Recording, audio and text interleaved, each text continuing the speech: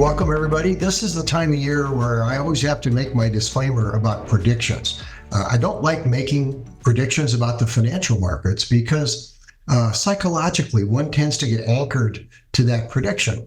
And if the markets start moving in a different direction, that anchor tends to be a pull towards making incorrect investment decisions if you didn't have that anchor present in your psyche. So with that said, I do frequently note conditions in the financial markets, especially conditions that tend to be more prevalent in weaker markets or more prevalent in stronger markets. And when I see those conditions mounting up on one side or the other, my antenna really do start to twitch. Now, in my experience, everybody likes a peek into the future. So today I want to talk about a couple of leading economic indicators, things that tend to tell us what the economy or the market might be doing in incoming months. So let's first take a look at the leading economic index on this first chart. This data is from the Conference Board. Now, this is a 100-year-old think tank that produces indexes to show peaks and troughs in the business cycles in all areas of the world, not just the U.S. But they do publish a leading economic index. And this index in the U.S. declined 0.5% in October, and this follows a 1% decline in October. This is the most recent data we have towards the end of January. We'll get December data. We don't have that available right now. During the previous 6 months, ending in November, the leading economic index fell by 3.5%, and this followed a similar decline in the prior 6-month period. So clearly, the leading economic index is trending down. Now, the next chart shows the components of the leading economic index. There's 10 components. They're listed down the left side of the chart. And as you can see, the weakness is widespread, with 9 of the 10 index components giving either neutral or negative feedback. As you can see, with all the activity to the left of this zero line, which is that straight up and down line. The only sector that was positive was the stock market. And you see some little positive data poking its nose out the right side. Out of 10 indicators, this was the only one that was positive. So the next chart shows what happens as a result of this decline. The Conference Board puts out the black bar, which is a warning of a potential recession, and their actual recessions are marked in red. Now, as you can see, the red line is already on the chart. So they think certain segments of our economy are already in recession.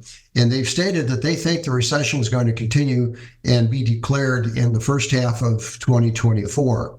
My gut feeling is it won't happen until the end of 2024. And that's because our government requires 2 full quarters of negative business growth, business shrinkage, if you will, before they say, yes, we have one. So my guess is that won't happen until the 3rd or 4th quarter. They've suggested the recession will be short and shallow, and I guess we're going to see. I want to point out that the economy and the stock market are 2 different things. They don't always go in the same direction in lockstep. They can be doing different things. So when we talk about the economy, it's easy to translate that directly into the stock market. Doesn't work quite that neatly, unfortunately. Our next chart shows us what the futures market are saying about interest rates going forward. Now, the futures markets are dominated by institutional traders, which are often called the smart money because they all have professional traders that work for them. These include hedge funds, pension funds, mutual funds, and the national brokerage firms, whose names you probably recognize. Now, the rate decreases are important to you and I because these institutional traders employ massive leverage. And when interest rates drop, they can borrow more money with which to buy stocks, and that's what pushes the stock market up, which is what you and I are after. That's the easiest market for us to operate in. And that's why you watch this data so closely here at Shadow Ridge. One caveat is when interest rates are declining, that's because the Federal Reserve Bank, uses this as a tool to goose economic activity. They think the economy is weakening. That's why they reduce interest rates. So if they do start to see interest rates, and this ties into what Ryan was saying, that may be a signal of economic weakening that they're trying to bolster somehow. Now, the folks who call the shots on interest rates in the U.S. are called the Federal Open Market Committee. Now, their next meeting is at the end of this month, the 30th and 31st. And Fed funds rates are what the Federal Reserve charges banks for overnight loans that they need to manage to balance their books. The Fed fund rates are the interest rate that the Fed has the most control over. All other interest rates, all other treasury rates are really determined by market forces in one direction or the other from Fed funds rates. Now, the current Fed funds rate target is 5.25% to 5.5%. You'll see this reported in the news as 5.5%, because that's the upper range of what the Fed wants, and it's a more succinct way of saying it. Right now, as of last Friday, rates were at 5.33%, right in the middle of that range that the Fed is trying to get. Now, the futures market is now pricing in an 80% probability, or maybe greater than that, of a cut in Fed funds rate at the March 20 meeting. Now, this goes along with what the conference board was showing about weakening economic activity in the leading indicators. All of a sudden, the Fed is likely to start lowering interest rates in response to weakening economic activity. This chart shows us how the futures markets show us these probabilities. You can see the range of interest rates along the top row, and these are written without decimal points. And that's why it just says 5.25 to 5.50 rather than 5.25, etc. The blue highlight shows that 85% of the futures contracts say the Fed funds rate.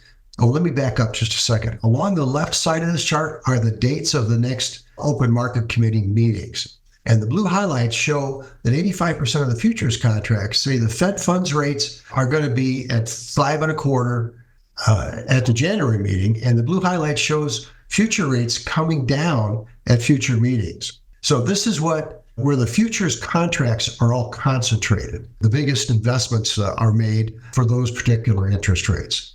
Now, that chart showed what the markets were telling about interest rates. This next chart shows the opinions of the actual decision makers, which are the members of the Fed's open market committee. Now, the red circle is their estimate for where Fed funds rates are going to be by the end of this year. And the rates are listed down the right side of this chart, and each dot represents the opinion of one committee member.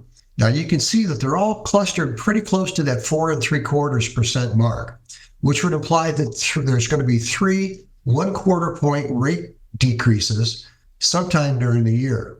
Futures market is saying 5 to 6 rate decreases this year, and the Fed is saying 3 rate cuts. It's going to be interesting to see who's right when we get to the end of the year.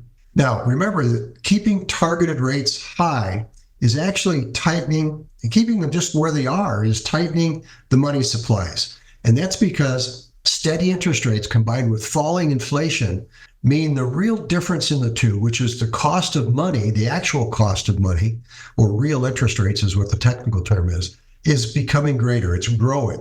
So whatever inflation level the Fed really wants to see, they're going to need to align that target with inflation pretty quickly.